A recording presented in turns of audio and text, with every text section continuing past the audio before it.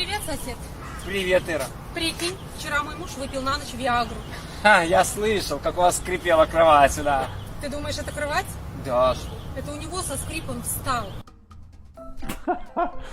Ой, ребята, всем здорово, Саныч на связи. Блин, это получается, если опускаться до такого вот юмора, да, то можно, блин, перефразировать мужскую шутку, типа, да, там, привет, сосед, там, здорово, да, как бы, представляешь, там, вчера с женой решили позаниматься сексом, да, о, типа, я слышал, там у вас кровать шелестела, о, ты думаешь, это кровать шелестела, это я сквозь заросли пробирался, как бы, как-то так, что ли, да.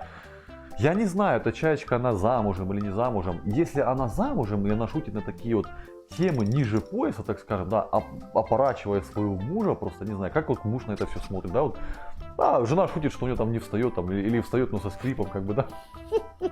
Я не знаю, блин, ну, я бы такие шутки не терпел, вот, честное слово, блин. Напишите, пожалуйста, в комментариях, как вы допускаете такой юмор, он нормальный или нет, и если бы это коснулось вот конкретно вас, какая-то чаечка про вас такое сказала, как бы вы отреагировали? Пишите в комментариях.